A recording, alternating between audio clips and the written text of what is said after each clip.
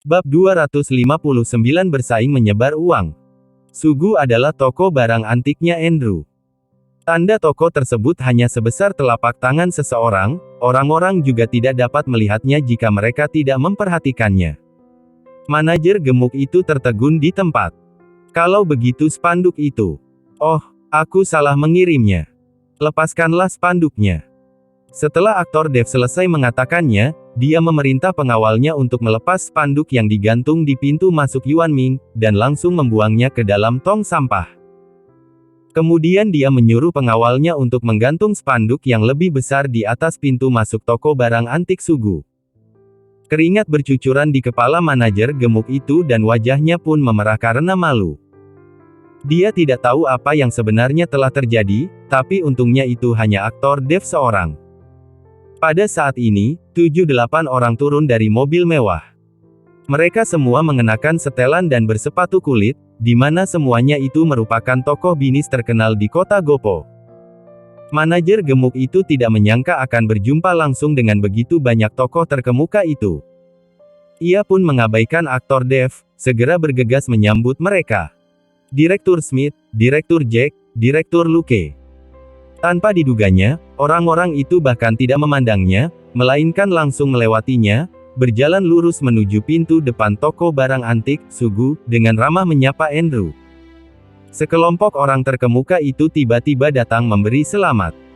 Andrew sudah tertegun di tempat, dia pun kewalahan oleh kehormatan dan sanjungan ini. Dalam sekejap mata, spanduk yang digantung di Yuanming sudah dirobek semuanya, bahkan bunga pot di depan pintu pun diambil. Toko tersebut pun menjadi sangat berantakan. Para bos yang awalnya berdiri di depan pintu juga langsung berjalan ke depan pintu toko barang antik, Sugu, menyanjung Andrew. Kalian. Saking paniknya, sang manajer gemuk langsung membuka mulutnya, tampak bingung. Dalam sekejap mata, pintu tokonya langsung menjadi hening, tapi toko barang antik, Sugu, malah menjadi ramai. Dia pun segera menarik seorang bos, dan bertanya padanya dengan suara rendah. Direktur Markus, kenapa Anda semua malah pergi ke sana? Lepaskan. Bos itu segera menghempaskan tangannya, seolah-olah manajer gemuk itu adalah orang yang merepotkan. Dia bahkan langsung melihat sekelilingnya, takut orang lain akan melihatnya. Lucu bukan? Dia dan orang besar ini tiba-tiba mendapat panggilan telepon yang sama, yang meminta mereka untuk memberi selamat kepada toko barang antik Sugu.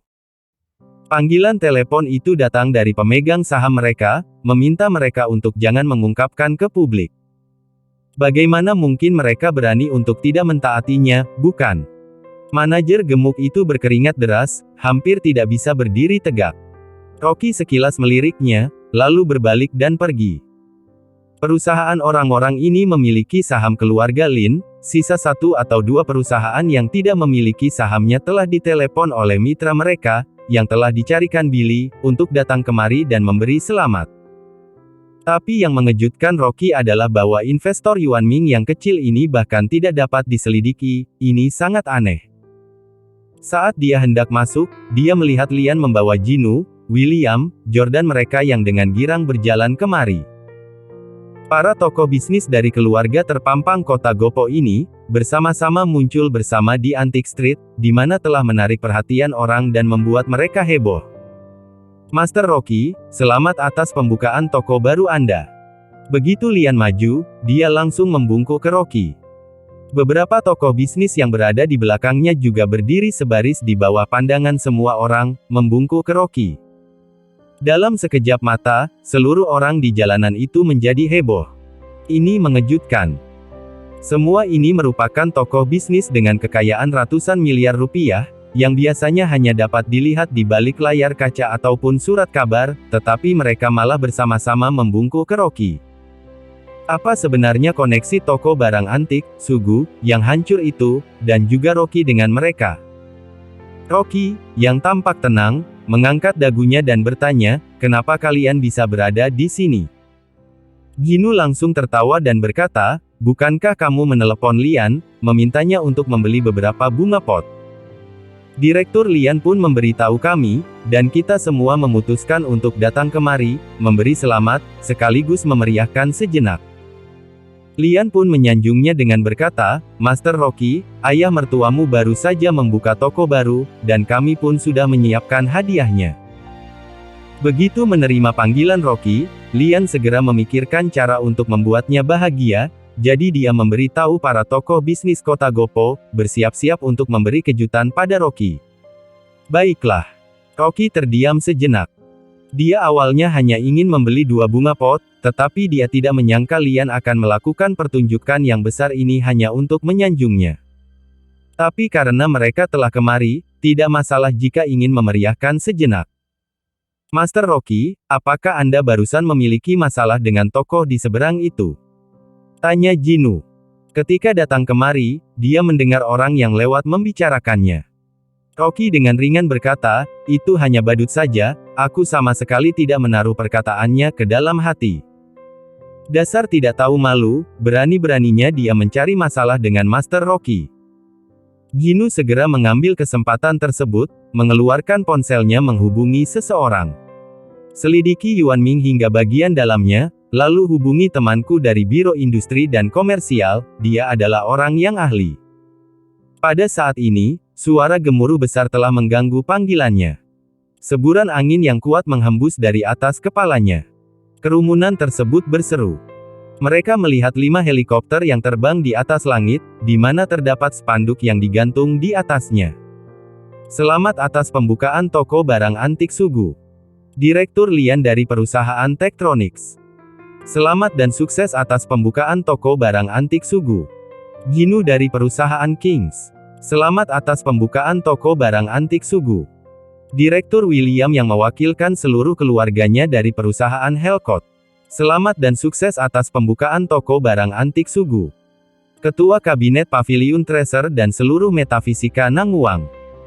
Dengan jatuhnya spanduk besar ini, uang-uang yang tak terhitung banyaknya telah jatuh dari helikopter, seakan-akan sedang hujan uang, di mana setiap lembarnya senilai 200.000 rupiah.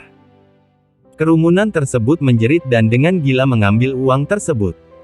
Beberapa senar petasan tergantung di bawah helikopter tersebut, di mana menghasilkan bunyi ledakan keras. Kerumunan tersebut saling berteriak dan menjadi sangat heboh. Semuanya itu berasal dari keluarga terbesar di seluruh kota Gopo, bagaimana mungkin mereka bisa sebanding dengan gerombolan yang tidak berguna itu, bukan? Mereka pun menumpahkan uangnya, di mana paling sedikit berjumlah 1 miliar rupiah. Jinu menyuruh orang-orangnya untuk mengeluarkan beberapa koper, membawanya ke depan pintu, lalu membukanya, memperlihatkan tumpukan uang kertas berwarna merah. Dia pun memegang sebuah megafon, tersenyum, dan mengumumkan kepada semua orang. "Toko temanku baru buka hari ini, selama ada yang maju dan mengatakan sepatah kalimat untuk menyelamatkannya, maka orang itu akan mendapatkan 2 juta rupiah. Hanya sepatah kalimat saja bisa mendapatkan 2 juta rupiah." Kerumunan tersebut hampir menjadi gila. Orang-orang pun berebutan untuk maju ke depan. Ketika William melihat Jinu mencoba untuk menyanjung Rocky, ia dengan dengki menggertakkan giginya, langsung menatap putranya, Rudy, mengisyaratkannya. Rudy adalah orang yang sulit ditangani, sebelumnya dia pernah mencari masalah dengan Rocky dan akhirnya harus berminta maaf dan tunduk padanya. Setelah dikurung di rumah oleh ayahnya selama 3 bulan, dia, sedihnya, tidak dapat menemukan kesempatan untuk menyanjungnya, makanya dia segera mengambil megafon dan mengatakannya. "Oh iya, ku dengar barusan ada orang yang sedang membuat masalah. Siapapun yang memaki sepatah kalimat ke Yuan Ming, maka aku, Tuan Muda Rudy, akan memberikan mereka 4 juta rupiah." Kerumunan tersebut menjadi heboh dan menjerit keras. Ini jelas-jelas merupakan pertarungan antar uang. Semuanya adalah uang. Kerumunan tersebut menjadi heboh, dengan gila berdesakan ke depan. "Selamat atas Direktur Andrew, semoga bisnis Anda berjalan lancar. Semoga Yuan Ming segera bangkrut. Bos Andrew, semoga bisnis Sugu berjalan lancar." Yuan Ming jelas-jelas sedang membual ketika mereka mengatakan bahwa mereka telah menginvestasi 400.000 rupiah, memang Bos Andrew yang kaya raya. Dasar sampah toko Yuan Ming ini. Direktur Andrew memang merupakan seorang tokoh bisnis, saya berharap usaha Direktur Andrew dapat berjalan lancar. Yuan Ming besok langsung tutup saja, apa maksudnya mengatakan ini toko yang rusak, berani sekali mereka membual di depan Direktur Andrew, dasar tidak tahu malu. Haha, bagus, bagus. Rudy pun terbahak-bahak, lalu dia memerintahkan bawahannya untuk memberikan uangnya. Melihat bawahannya dengan sepatah dua patah kalimat bisa mendapatkan beberapa juta rupiah, kerumunan tersebut menjadi semakin gila, mati-matian mengutuk agar Yuan Ming bangkrut. Kerumunan tersebut tidak berhenti memaki-maki. Bos gemuk itu tampak sangat murka, sampai-sampai dia memiliki kesulitan untuk bernapas. Dia pun langsung meneriaki para karyawan untuk mengusir orang-orang ini, tidak memperbolehkan mereka memaki-maki di depan tokonya. Namun, ketika dia menoleh kepalanya, dia menyadari tidak ada seorang pun di dalam tokonya. Ternyata, ketika melihat kerumunan tersebut merebut uang tersebut, para wanita cantik yang dipekerjakan Yuan Ming untuk menyambut tamu juga tidak bisa menahan diri mereka, bergegas merebut uang tersebut. Para pengawal Yuan Ming bergegas ke sana, penjual bergegas ke sana, dan bahkan kepala pengurus juga tidak bisa menahan dirinya, langsung pergi merebut uang tersebut. Bab 260. Ibu mertua berpura-pura sakit. Lucu sekali. Jika bisa mendapatkan uang hanya dengan mengatakan dua patah kata, siapa yang tidak akan melakukannya, bukan? Melihat pegawainya bergegas ke sana, toko itu dalam sekejap menjadi sepi dan hening, sang manajer pun menjadi murka. Dasar tidak tahu malu, kalian semua kembalilah. Jika tidak, akan kupecat kalian. Sayangnya, tidak ada yang seorang pun yang mendengarkan perkataannya. Kalau mau pecat, pecat saja. Dengan gaji pas-pasan itu, aku bersedia untuk berhenti. Beberapa karyawan toko langsung mengundurkan diri. Kepala pengurus Yuan Ming bergegas maju dan berteriak, semoga bos Andrew menjadi semakin makmur dan bos dulu saya segera bangkrut. Semoga Yuan Ming bisa segera tutup. Ketika melihat orang-orangnya beralih sisi, manajer gemuk itu menjadi murka dan napasnya terengah-engah, lalu dia dengan lemas jatuh terduduk ke tanah. Begitu toko barang antik, Sugu, memulai usahanya, toko tersebut dalam sekejap menjadi terkenal. Pintu masuknya menjadi sangat ramai dan orang-orang saling berdesakan. Rocky mengernyit. Dia pun tidak menyuruh Jinu dan Rudy bersaing memberikan uang mereka agar dapat menyanjungnya. Namun, ketika melihat bos gemuk itu terduduk lemas di tanah, tampak ingin menangis tapi tidak bisa menitihkan air matanya, dan tokonya yang tidak ada orang, Rocky juga terdiam. Bagaimanapun juga, kedua orang ini sama sekali tidak kekurangan uang, membuang 24 miliar rupiah pun merupakan jumlah yang kecil bagi mereka. Pada saat ini, Jordan menyuruh orang membawa naga emas sepanjang 5 meter. Ia pun berjalan kemari dengan senyum di wajahnya. Dia menyuruh orang-orangnya untuk meletakkan naga emas itu di depan pintu toko, kemudian dia dengan hormat membungkuk kepada Rocky. Master Rocky, maaf punyaku datangnya terlambat, selamat atas pembukaan toko Anda pada hari ini. Pak Jordan juga ada di sini. Master Nardo, yang berdiri di sampingnya, tampak terkejut. Ia pun menjadi semangat, sama sekali tidak bisa mempercayai matanya. Jordan merupakan salah orang yang menangani barang antik yang terbaik di seluruh negeri, dan bahkan pernah membuka kursus untuk seluruh negeri. Dia pun pernah mengikuti pelatihannya, jadi dia juga bisa disebut sebagai murid Jordan. Jordan pun melihatnya, tersenyum dan menyapanya. Nardo, kemarilah, mari kita berbincang sejenak. Ketika dipanggil oleh Jordan, Master Nardo pun menjadi semangat. Dia buru-buru melangkah maju, menunduk, dengan antusias menjabat tangannya. Pak Jordan, Anda masih ingat saya?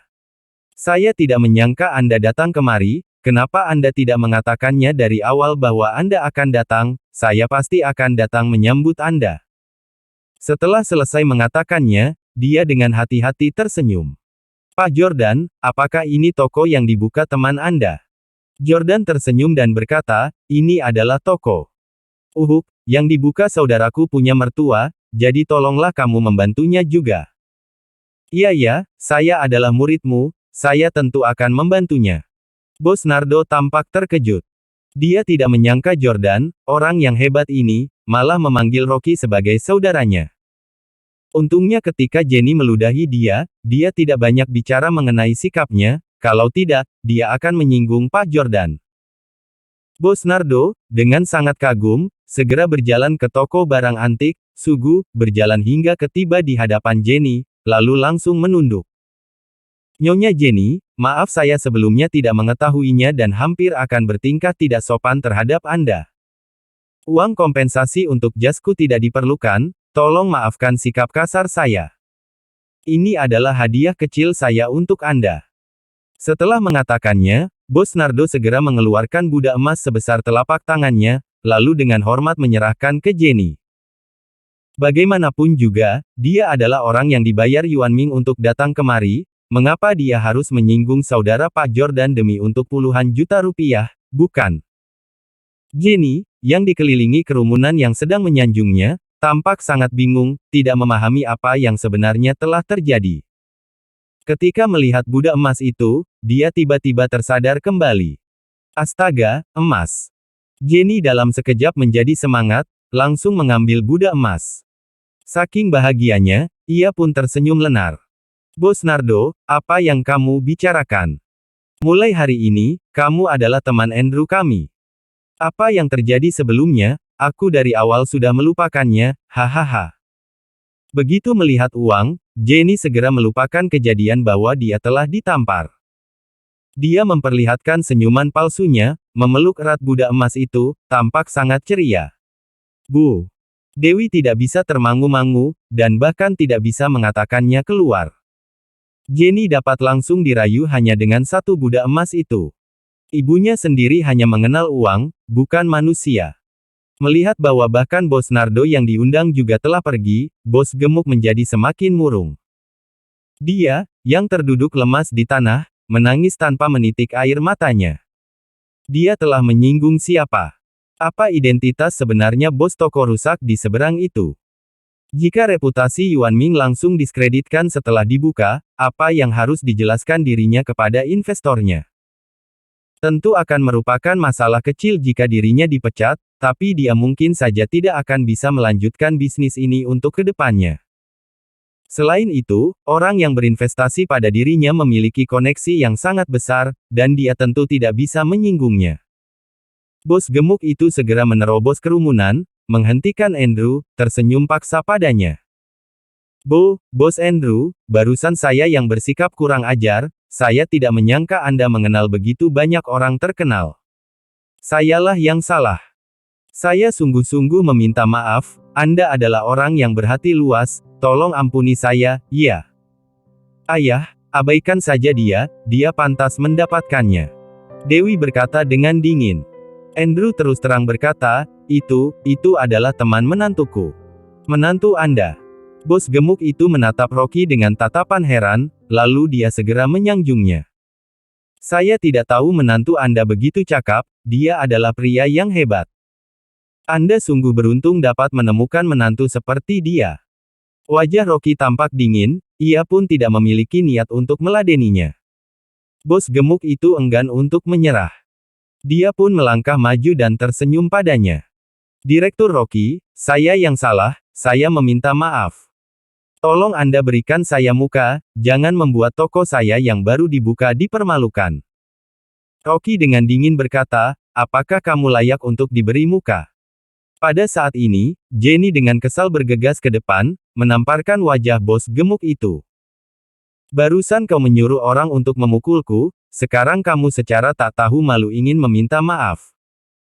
Setelah selesai mengatakannya, Jenny, bagaikan singa betina yang ingin menerkam mangsanya, melayangkan tangannya, menangkap manajer gemuk itu, lalu memukulinya. Ya, Nyonya Jenny, saya salah. Hiks, tolong jangan pukul saya lagi. Sakit sekali. Bos gemuk itu meringis kesakitan. Dia pun menjerit saat dihajar Jenny, dan sama sekali tidak berani melawannya. Jenny ingin melampiaskan seluruh amarah yang dipendamnya, pukulannya pun menjadi semakin ganas. Dia telah menamparnya hingga puluhan kali, sampai-sampai tangannya merasa kesakitan. Dia pun menjambak rambut bos gemuk itu, lalu mencakarnya. Ah! Nyonya, tolong jangan memukulku lagi. Wajah bos gemuk itu dicakar hingga berdarah. Saking sakitnya, dia langsung merintih kesakitan.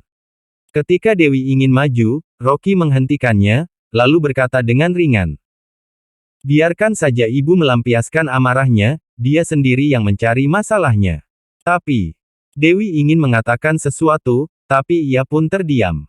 Dia tahu bahwa kekuatan bertarung betina ibunya setara dengan seorang petarung. Saat ini, ada beberapa mobil yang melaju kemari, dan beberapa petugas penegak hukum turun dari mobil tersebut. Siapa pemilik Yuan Ming? Ada orang yang melapor bahwa kau menjual barang antik palsu. Tutuplah tokonya. Siapa yang melaporkannya? Saking takutnya, bos gemuk itu seketika berkeringat, langsung terjatuh lemas ke tanah, gemetar ketakutan. Soal mengenai dirinya yang membeli produk palsu tentu telah dirahasiakan, bagaimana bisa ada orang yang mengetahuinya? Seorang petugas penegak hukum dengan dingin berkata, dan katanya kau sengaja menyakiti orang-orang. Badan bos gemuk itu gemetar, dan ia segera berteriak, dia yang barusan telah memukulku, aku bahkan sama sekali tidak membalasnya. Begitu selesai mengatakannya, Jenny seketika bersandiwara, langsung terjatuh ke tanah, memegangi dadanya dan memekik sedih. Ah, tulangku sakit sekali, semua orang telah melihatnya, aku, seorang wanita tua berusia 50-an, sudah tua, lemah dan sakit, jadi bagaimana mungkin aku bisa memukulmu? Barusan dialah yang menyuruh orang-orang untuk memukulku, kalian cepatlah tangkap dia. Ketika sang manajer gemuk melihat Jenny, yang barusan masih mampu bertarung, dalam sekejap terjatuh ke tanah dan berpura-pura sakit, matanya pun hampir melotot keluar. Kerumunan di sekitarnya pun saling memandang, bahkan aktor Dev langsung tercengang melihatnya. Wanita tua ini adalah aktor Oscar yang sebenarnya, bukan? Sandiwaranya hebat sekali. Bab 261. Istriku sangat manis. Jenny berguling-guling di tanah, menangis dan menjerit. Dia tidak hanya memukuli aku, dia bahkan bersikap tidak sopan padaku. Manajer gendut itu sangat marah, sampai-sampai dia akan mengalami serangan jantung. Sekujur tubuhnya pun gemetar dan ia pun menunjuk ke Jenny. Kau adalah seorang wanita tua, dan aku masih bersikap tidak sopan padamu. Berhenti omong kosongnya. Petugas penegak hukum itu membentaknya, lalu memberi perintah agar manajer gemuk itu dibawa pergi. Ketika manajer gemuk itu dipaksa masuk ke mobil, dia masih menangis dengan keras, berteriak bahwa dia telah difitnah. Teman-teman, aku telah difitnah, ini tidak adil. Mobil petugas penegak hukum segera melaju pergi. Yuan Ming pun telah disegel, menjadi sangat kacau. Jenny membalik badannya, berdiri dari tanah, menaruh tangannya di pinggul, dengan kejam berkata, bah, seharusnya pikirkan dulu resikonya sebelum mau bertarung denganku. Para tokoh bisnis yang berdiri di sebelah pun saling memandang, hati mereka langsung bersimpati pada Master Rocky. Bertemu dengan ibu mertua seperti itu, mereka pun tidak tahu kehidupan seperti apa yang biasanya Rocky lalui di rumahnya. Kerumunan tersebut bergegas untuk memberi selamat, toko barang antik Sugu pun menjadi terkenal, dan seketika menjadi toko selebriti internet di seluruh Antik Street. Semua tokoh bisnis saling mengirim hadiah untuk memberi selamat. Andrew pun masih tampak bingung. Dia pun diseret Jenny ke depan pintu untuk menerima hadiahnya. Jenny pun tampak sangat ceria begitu menerima uang dan hadiah tersebut, peristiwa dirinya yang diserang pun sudah lama dilupakan.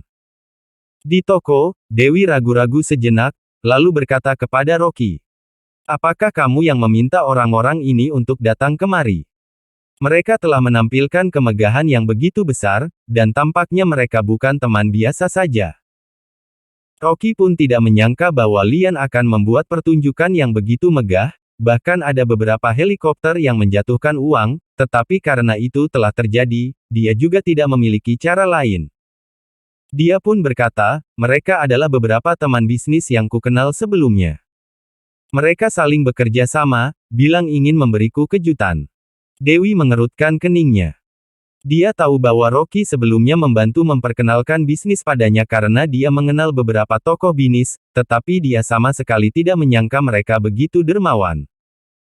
Mereka sekurang-kurangnya juga perlu menghabiskan 4 miliar rupiah demi helikopter dan menyebarkan uang tersebut. Dewi dengan lembut berkata, bagaimanapun juga, aku masih perlu berterima kasih padamu. Jika tidak, ketika ayahku bertemu dengan hal seperti ini, dia pun tidak akan tahu harus bagaimana menanganinya. Ketika mendengar nada bicara Dewi begitu sopan, Roku pun mengerutkan keningnya dan berkata, kamu adalah istriku, untuk apa kamu berterima kasih padaku? Tentu saja. Dewi mengangkat alisnya, dengan dingin berkata, ini dan masalah kau memukul ibuku adalah dua hal yang berbeda. Kamu telah memukulnya hingga perlu masuk ke rumah sakit, aku akan selalu mengingat hal ini. Rocky seketika tidak tahu apakah dia harus tertawa atau menangis. Dia pun tidak tahu apa yang dikatakan Jenny di belakangnya, dan terkejut ketika tahu bahwa istrinya benaran mengira dirinya telah memukul ibu mertuanya. Dia dengan tak berdaya berkata, sayang, kamu barusan telah melihatnya, ibu jelas-jelas telah memukul pria gemuk itu hingga babak belur. Dengan kekuatan ibu seperti itu, apakah aku bisa menang bertarung dengannya? Selain itu, dia adalah ibu kandungmu, dia telah bertahun-tahun memukul dan memarahiku, apakah aku pernah menyentuh sehelai rambutnya? Ketika Rocky mengatakannya, Dewi tertegun sejenak dan bergumam. Oh iya, ibu bilang bahwa dia telah dipukul olehmu hingga mengalami luka internal. Dia pun mengalami kesulitan berjalan, dan kemungkinan akan menghabiskan sisa hidupnya berbaring di ranjang. Rocky tidak bisa bersabar lagi. Kamu barusan melihat betapa ganasnya ibu memukul orang kan, apakah dia terlihat seperti orang yang mengalami kesulitan untuk berjalan? Dia tidak bisa berkata apa-apa lagi. Ibu mertua ini menghasut istrinya, bilang bahwa dia terluka secara internal karena dipukul oleh dirinya. Apa dia perlu sampai berbuat seperti ini? Dewi pun tersadar kembali. Wajahnya cantiknya tiba-tiba memerah, tangannya dikepal, saking kesalnya tidak bisa berkata apa-apa. Pada saat Jenny dibawa ke rumah sakit, ia menangis dan berteriak di depannya, bilang bahwa Rocky telah memukul dan menendangnya.